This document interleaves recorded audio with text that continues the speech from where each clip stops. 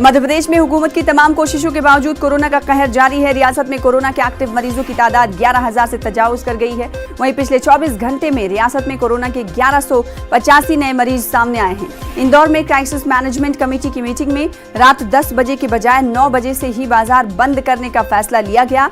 वहीं राजधानी भोपाल में कल की मीटिंग में क्राइसिस मैनेजमेंट कमेटी के बीच कोई हतमी राय नहीं बनने से फैसला नहीं किया जा सका। आज 5 बजे मुनक्किद होने वाली क्राइसिस मैनेजमेंट की मीटिंग में होली और शब बारात को लेकर फैसला किया जाएगा। कोरोना कहर और 28 मार्च को नाइट कर्फ्यू होने के सबब राजधानी भोपाल में पहली बार रात के बजाय दिन में होलिका दहन करने का हिंदू उत्सव समिति ने फैसला किया है।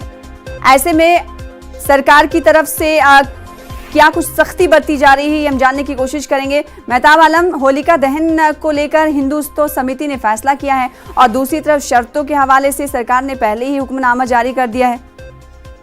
सना, इस बात को समझने की जरूरत है कि होली और शब बारात को हुकूमत ने पहले कह दिया कि जहां पर 20 से ज्यादा मरीज होंगे वहां पर अलामती तौर पर मनाया जाएगा। और यही वजह है कि हिंदू उत्सव समिति भोपाल में, इंदौर में, जबलपुर में, इसके साथ साथ छिंदवाड़ा, बैतूल, खरगोन 7 जिलों में नाइट कर्फ्यू का निफाज है। और साइड सी बात, जब नाइट कर्फ्यू है तो वहां पर रात में होलिका दहन नहीं हो सकता है।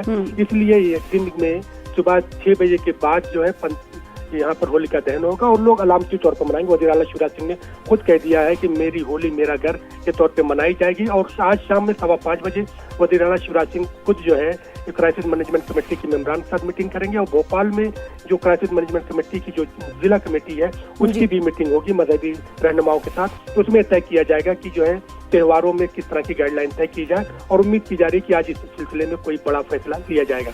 जी, बेहद शुक्रिया मेहताब आलम, आगे भी आपसे जुड़ते रहेंगे और इस हवाले से अपडेट लेते रहेंगे।